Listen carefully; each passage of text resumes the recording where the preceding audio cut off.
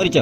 विजय कुमार साहू पर कुरांग शासन समाजसेवी आज की दीर्घ 22 वर्ष धरिकी खेल पड़िया किंतु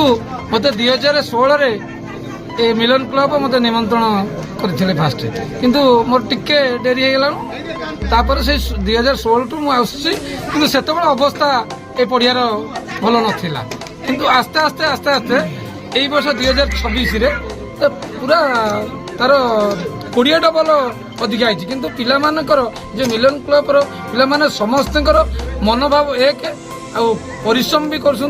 दीर्घ 30 दिन आनी पड़िया पानी दे माने सब पड़ियाटा को आपण मैंने जानुवे किंतु आज ये मंच समस्ते मंचसीन अतिथि मान मोर प्रणाम समस्त सहयोग आज 7 तारिख आरंभ होता आज टूर्णामेंट शेष है समस्त मोर ए अंचलवासी कुरांग ग्राम पंचायत समस्त गुरुजन मोर माँ मैंने समस्त को मोर अशेष अशेष धन्यवाद तापर मिलन क्लब मत सब कि सुजोग दिखती यही मंच किंतु काली राति भी आमर गोटे समस्या होता मिलन क्लब डाकी मुझे गोटे बुझेली यदि मिलन क्लब दायित्व दौरान किंतु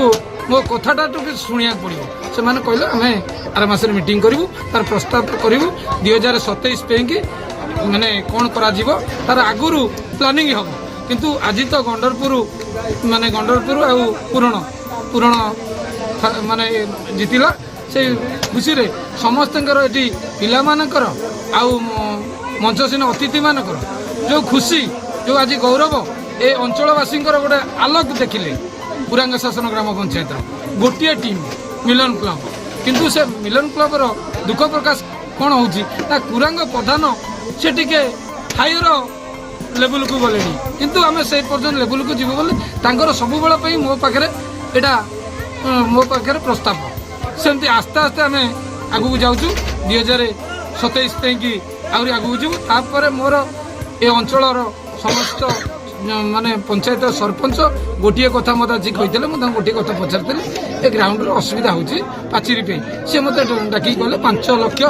डिक्लेयर कले मासक भितर काम हम माने पाचेरी तार यही मिलन क्लब कर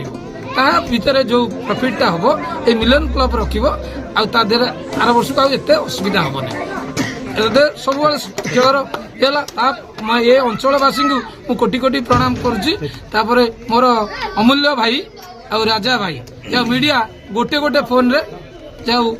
माने आसी पहुँचले मुझे अशेष अशेष धन्यवाद अर्पण करुच्ची।